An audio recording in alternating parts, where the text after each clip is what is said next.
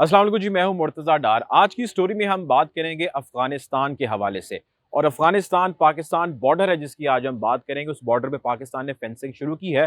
उस फेंसिंग को लेके इस वक्त क्या प्रोपेगेंडा किया जा रहा है, इस पे आज की हम स्टोरी में बात करेंगे।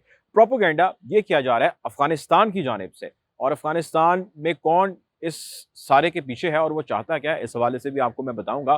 प्रोपेगेंडा ये चल रहा है कि पाकिस्तान ने 2017 में ये तय किया कि जितना भी अफगानिस्तान का बॉर्डर है पाकिस्तान के साथ, जितना लगता है तकरीबन 2600 किलोमीटर से ज़्यादा का ये एरिया है, बहुत बड़ा एरिया है।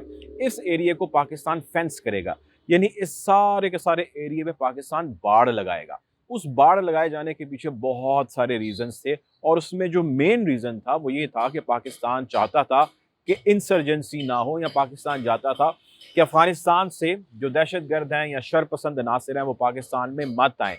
जो लोगों का बॉर्डर पे आना जाना है, बहुत सारी ऐसी बीच में जगह थी जहाँ पे शायद बॉर्डर का एग्जिस्टेंस ही नहीं थी, यहाँ पे बॉर्डर तस्वुर ही नहीं किया जाता था, यहाँ बॉर्डर का कॉन्सेप्ट ही नहीं था, और लोग इसी तरह वहाँ पे मूव करते थे जिस तरह सारा ये एक रीजन है।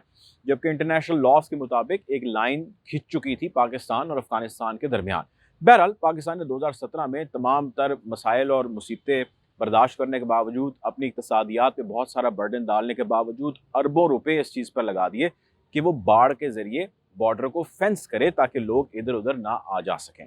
बहरहाल ये काम शुरू हो गया। उस हो जाने के बाद ये शोर डाला जा रहा है अब कि इलाके का जो बिजनेसमैन है, जो बिजनेस कम्युनिटी है दोनों साइडों की, वो बहुत ज़्यादा मुतासिर हो रही है।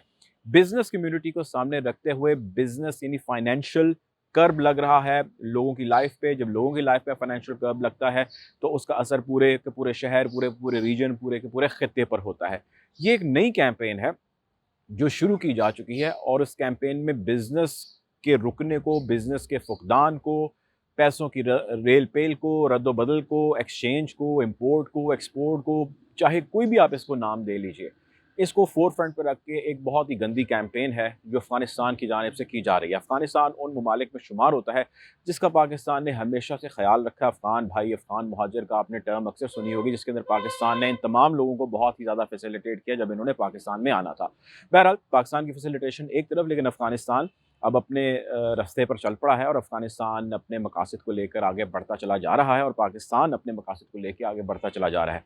इंसर्जेंसी बहुत ज़्यादा थी। 2600 किलोमीटर लंबी, तकरीबन 2640 किलोमीटर लंबी एग्जैक्ट जो है ये पाकिस्तान और अफगानिस्तान का बॉर्डर है। 90% बॉर्डर पाकिस्तान जो है वो तकरीबन फेंस कर चुका है। 10% 12% के करीब फेंस करना रहता है। पाकिस्तान उसके आखिरी मराहिल में है, और हम उम्मीद यही करें कि इसी साल के मिड के करीब करीब ये फेंस सारा हो जाएगा, बाढ़ लग जाएगी।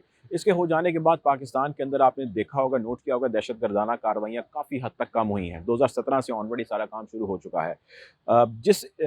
इस रीजन के ज़रिए स्मगलिंग हो रही थी वो रुक चुकी है, ह्यूमन ट्रैफिकिंग हो रही थी वो रुक चुकी है, दोनों साइडों पे लोगों का बगैर वीज़े के परमिट के आना जाना था वो रुक चुका है।